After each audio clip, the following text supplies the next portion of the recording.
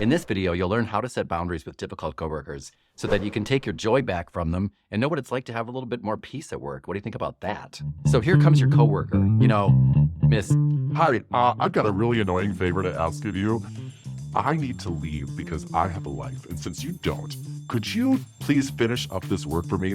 I didn't really even start it because I've been goofing off all day long, but since you don't goof off, could you just put this on your pile of work to do? I would really appreciate it. Thanks, bye. okay, you know her. So when I have to be assertive, and which really means I'm going to be clear and direct in my communication with you and honor me at the same time, which is one of the most mindful, compassionate things we can do. I like to take responsibility for it. And if you're bringing something in my life that's bringing up something in me, which is all that these master teachers disguised as difficult people really do, I want to make that my issue because it is. And so I'm not going to say something like, Charlie, I need to talk about what you're doing, or I need to talk about when you ask me to take over your work. It's not about that. It's about, I find myself taking on more work than I feel comfortable with. I find myself taking on so much work that I'm not able to effectively do my own work. I find myself saying yes when I should be saying no. That's what it's about. And so that's what I want to tell you and ask you for some help with. So here's how to do that. It's a simple 3-step script. Just remember, BIB. First B stands for boundary. I have to set the boundary with the person. But the way that I like to do it is, again, I like to say that here's what I've been experiencing. It's going to sound something like, I noticed that recently I've been taking on more work than I can handle, and it's causing a problem.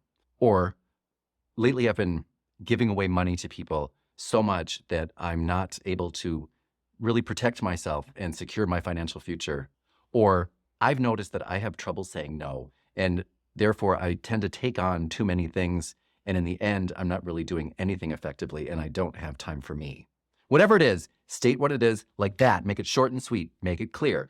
Don't talk about always, sometimes, never, every now and then. Just say what the problem is. This has been happening. And remember, keep it about you. This is what I've been doing. Number 2, I.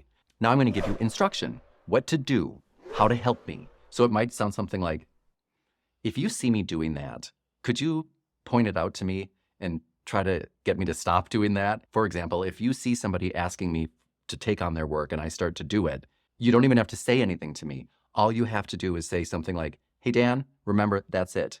And I'll know what you're talking about. We should all have a system with those with whom we share a life, like our coworkers, that makes it easy for us to express our needs or when they're not being met. So what I recommend is telling people you don't even need to say anything, but if you could just say to me something like, that's it. Or if you could tap on the button that I gave you last week. Or, you could say, I can't hear you. I have a banana in my ear. Whatever you choose as your code word or your signal. Or, hey, Dan, remember we talked about that. I would appreciate that. So it's very simple. In the future, if you see me, giving away my money, please feel free to remind me, hey, Dan, ching, ching, ching. Now, once you've done that, you're almost done. You're going to go to the last B. That stands for benefit. I'm going to tell you what's in it for you. The reason I recommend everyone does this when you're asking somebody for something is because, number 1, it increases the odds of getting them to say yes. That's pretty simple.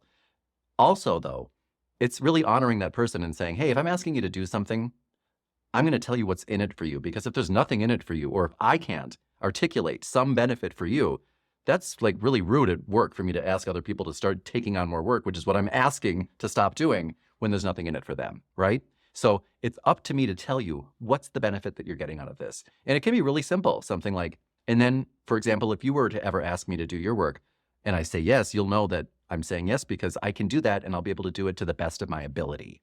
That's simple. And then in the future, if you ask me for money or if you need me for something financial, I'll be prepared to help. At this rate, I wouldn't. Whatever you think is going to be the benefit for them, articulate it. If you cannot find a benefit, just wait until you can. All right? And then you're done. Simple. Boundary, instruction, benefit. Boundary, instruction, benefit. Boundary, instruction, benefit.